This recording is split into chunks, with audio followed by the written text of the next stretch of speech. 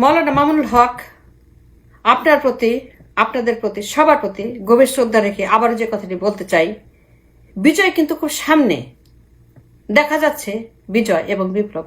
কিন্তু সমস্যাটা কোথায় জানেন? আপনাদের বিভক্তি, আপনাদের মধ্যে প্রচন্ড বিভক্তি। ইসলামিক দলগুলা, বিশেষ করে হেফাজত এবং জামায়াত, এদের মধ্যে যে বিভক্তি, এটা হচ্ছে যে বাংলাদেশের এনিমি নাম্বার 1। এটা কারোর কাম্য নয়, বিভক্তির কোনো কারণ নাই। It's a piece of garbage. আপনারা যে বিষয় নিয়ে যুদ্ধ করছেন, this is nothing, this is so minimum. এটাতে ঝগড়া করার কোনো কারণ নাই। অনেক আগেই আপনাদের এটা ভুলে যাওয়া উচিত ছিল। ভুলে এক হয়ে এক মঞ্চে, একসঙ্গে রাস্তায়, এক কণ্ঠে, তাইলে পরে আজকে আমরা 50 বছর ধরে যে কষ্ট করছি, বিশেষ করে গত 12টি বছর ধরে যে দাসত্ববাদ, যে আমলাতন্ত্র, যে উপনিবেশতন্ত্র, এটি কিন্তু হইতো না যদি আপনারা এই সমস্ত বিভেদ টিভেদ এগুলাকে ট্র্যাশ কেনে দিয়ে একসঙ্গে রাস্তায় নামতেন। এটা কারোই কাম্য নয়। হেফাজত এবং Jamaat big big big big পাওয়ার, কত বড় পাওয়ার। কোন রাজনৈতিক দল এদেরকে মোকাবেলা করার কোনো শক্তি নাই, সাহস নাই। ধর্মীয় দলগুলো যদি এক হয়, তাইলে পরে কেউ তাদেরকে ঠেকাইতে পারবে না। ধর্মীয় দলগুলোর যে পাওয়ার রয়েছে, এই পাওয়ারের কাছে কোনো রাজনৈতিক দল তারা টিকবে না এক সেকেন্ডও। এই জায়গাতে আপনাদের মারাত্মক একটা ক্ষতির সম্মুখীন হয়েছেন। কেন আপনারা এক হলেন না? হেফাজত এবং জামায়াত ধর্ম এক, নবী এক, কিতাব এক, তাইলে পরে সমস্যা কোথায়? আপনার ধর্ম ইসলাম, আপনার কিতাব হচ্ছে যে কোরআন, আপনার নবী হচ্ছে বিশ্বনবী, 5 ওয়াক্ত নামাজ, 30টা রোজা, এভরিথিং ইজ সেম। আপনার আদর্শ কিন্তু এক। আপনাদের আদর্শ হচ্ছে যে ইসলাম, দ্যাটস ইট। ওই জায়গাতে আপনাদের কোন রকম ডিভিশন নাই। দেন হোয়াট ইজ দ্য প্রবলেম? কেন আপনারা হাতে হাত ধরে এক হতে পারলেন না? এই যে 12টি বছর ধরে আমরা ভয়ঙ্কর রকমের কষ্টে আছি, এইখানে আপনারা কি দায়িত্ব পালন করেছেন? কি দায়িত্ব পালন করেছেন? কোনো দায়িত্ব পালন করেন নাই। মনে রাখবেন, মা যখন অসুস্থ হয়, ভাই ভাই যত বিভক্তি থাকুক না কেন, সবাই কিন্তু তখন মায়ের সেবা করবে। ঝগড়া থাকতেই পারে, ডিভিশন থাকতে পারে, বউ নিয়ে ঝগড়া থাকতে পারে, বয়ে বয়ে ঝগড়া থাকতে পারে, কিন্তু when it comes to mother, আমাদের মাতৃভূমি, তখন হেফাজত এবং Jamaat, they are the only one child, one mother and one child. এটা হচ্ছে যে জামায়াত এবং হেফাজত, এরা হচ্ছে যে ভাই ভাই, এদের মধ্যে কোনো ডিভিশন নাই। জামায়াত হেফাজত ভাই ভাই, এদের মধ্যে কোনো বিভক্তি নাই। That should have been the slogan 12 years ago. তাইলে পরে আজকে এত ক্ষতি করার মতো ধৃষ্টতা কোনো মানুষ, এক চুল, এক বিন্দু, no, never. But you failed yourselves. আপনারা পরাজিত হয়েছেন আপনাদের ভুলের কারণে।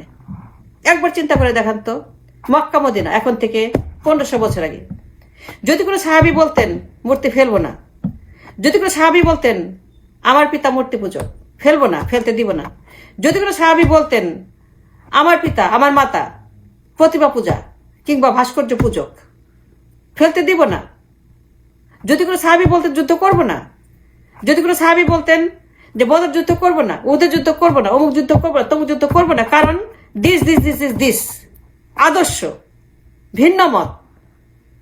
যদি তারা প্রফেট মুহাম্মদকে বলতেন যে কাবা খালি করতে দিব না, শরীক হব না, আপনাকেও করতে দিব না, দ্বিমত তাদেরও ছিল, তাদেরও পূর্বপুরুষ মূর্তি পূজক, তাদের পূর্বপুরুষ প্রতিমা পূজক।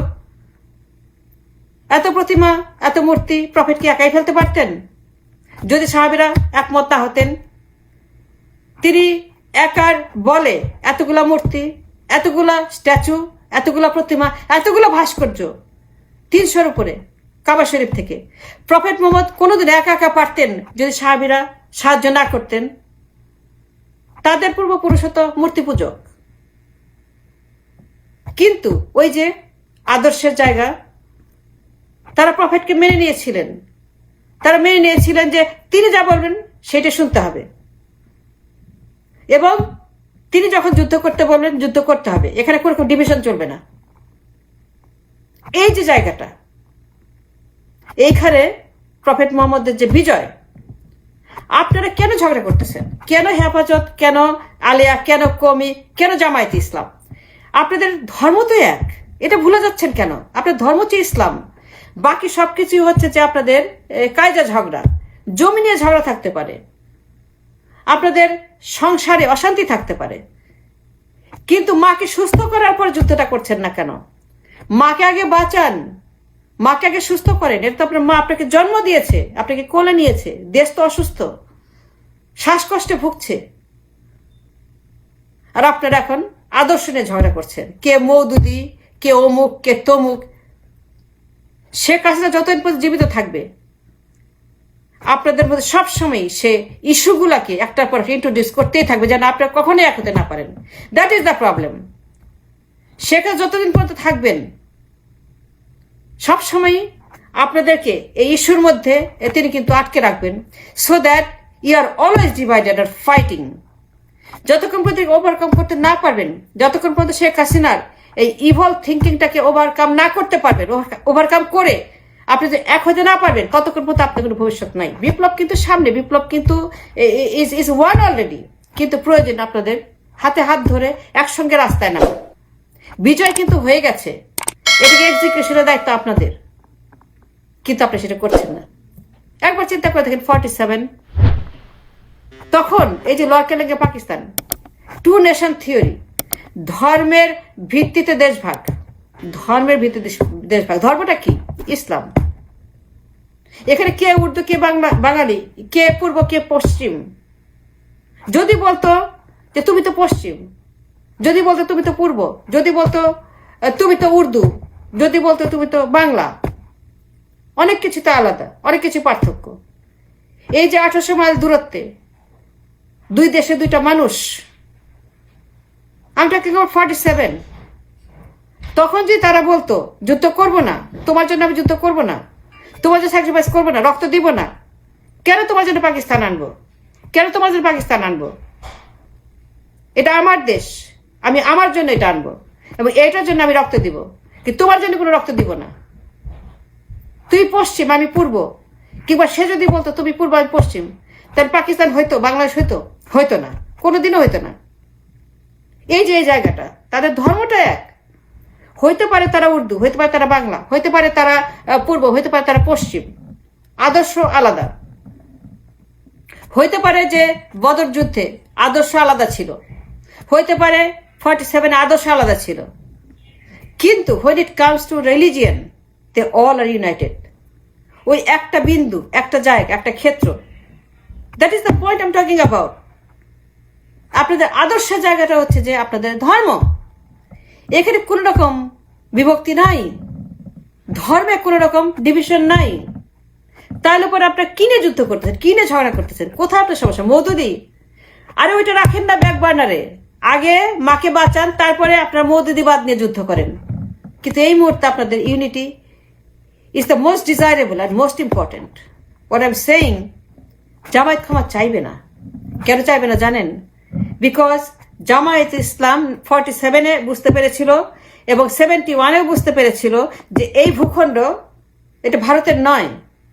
সেই জন্য তারা 47-কে বিসর্জন দিয়ে 71-এ ভারতের হাতে তুলে দিতে চায় নাই। Mrs Gandhi was revengeful. It was a war of revenge, it was a war of revenge, প্রতিশোধের যুদ্ধ, দখলের যুদ্ধ, আধিপত্যবাদের যুদ্ধ। মিসেস গান্ধী তিনি ভাবছিলেন যে আমার ভূখণ্ড নিয়ে গেছে, আমার ভারতকে ভাগ করে নিয়ে গেছে ওরা, পাকিস্তানিরা, আমার ল্যান্ড ওরা দখল করেছে। এখন এইটাকে রিক্যাপচার করতে হবে, এইটাকে যে কোনো উপায়ে দখল করে আবারও আমার ল্যান্ডের সঙ্গে মিলিয়ে দিতে হবে। মাত্র 9 মাসে এই ভূখণ্ডকে তিনি ছিনিয়ে নিয়ে গেছেন। জামায়াত এই জায়গাটা সঠিক ছিল। জামায়াত ইসলাম চায় নাই 47-এর ল্যান্ড ফেরত দিতে। জামায়াত ইসলাম চায় নাই 47-এ প্রচুর রক্ত দিয়ে যে ল্যান্ডটাকে আলাদা করা হয়েছিল সেই ল্যান্ডটা মিসেস গান্ধী আবারও নিয়ে যাক, এর জামায়াত ইসলাম চায় নাই বলে যুদ্ধ করেছিল। এই জায়গাটাতে তাদেরকে কৃতজ্ঞতা জানাতে হবে, স্বীকৃতি দিতে হবে। তারা সত্যিকারের মুক্তিযোদ্ধা, যারা এই ভূখণ্ডকে মানে ফেরত দেওয়ার বিরুদ্ধে, দখলের বিরুদ্ধে তখন রাস্তাতে তুলে নিয়েছিল। সুতরাং আমরা জামায়াতের কাছে ক্ষমা চাইবো। ক্ষমা চাইবো কেন জানেন? For what we have done for the last 12 years। জামায়াতকে যে কষ্ট দিয়েছি, তাদের যে ক্ষতি করেছি, এটার জন্য আমরা তার কাছে ক্ষমা চাইবো। মনে রাখবেন, জামায়াত ইসলাম কিন্তু মিসেস গান্ধীর হাত থেকে এই ভূখণ্ডকে রক্ষা করার জন্য, অর্থাৎ 47-এ প্রাপ্ত সেই ল্যান্ড, 47-এর অর্জন, এই যে 56,000 বর্গ মাইল, এটা যেন মিসেস গান্ধী পুনর্দখল করতে না পারেন, রিক্যাপচার করতে না পারেন, যেটা করার জন্য 9 মাস ধরে তিনি সৈন্য পাঠিয়ে বিচ্ছিন্ন করেছেন পাকিস্তানকে। এইটার বিরুদ্ধে জামায়াত ইসলাম অস্ত্র হাতে তুলে নিয়েছিল, so that Mrs Gandhi cannot reverse the course of 47। Mrs Gandhi যেন 47-এর কোর্সটাকে বদলে না দিতে পারেন। মিসেস গান্ধী যেন 47-এর সে যে ত্যাগ শিকার, একটি নিজস্ব ভূখণ্ড, এটাকে ভাগ করে একটা বিশাল অংশ নতুন করে ভারতের সঙ্গে আবারও জোড়া দিতে না পারেন। জামায়াত ইসলাম কিন্তু ঠিক এই জায়গায়, এই যে একটা বিন্দু, এইখানে জামায়াত ইসলাম সবচেয়ে বড় ত্যাগ স্বীকার করেছিল। ক্ষমা আমরা চাইব। এই জিনিসটা বুঝতে হবে আপনাদেরকে। এই সামান্য জিনিসটা আপনারা বুঝেন না। আপনারা বুঝতেছেন না যে জামায়াতে ইসলাম মিসেস গান্ধীর আধিপত্যবাদ, দখলের যুদ্ধ, অর্থাৎ অকুপেশন ওয়ার অফ রিভেঞ্জ, এইটার বিরুদ্ধে কিন্তু জামায়াতে ইসলাম তখন অবস্থান নিয়েছিল। সুতরাং 24 ঘন্টার মধ্যে হেফাজত এবং জামায়াত ইসলাম এক হয়ে যান। দেখেন বিপ্লব কিভাবে ঘোড়ায় চড়ে আসে, বিপ্লব কিভাবে ঘোড়ায় চড়ে টকবগিয়ে আসে। ওভারনাইট সব বদলে যাবে, সব বদলে দিন। সেই পাওয়ার, সে সুপ্রিম পাওয়ার ধর্মীয় দলগুলো রয়েছে। Just recognise what you got. Nobody got it. Nobody has it. Thanks for watching.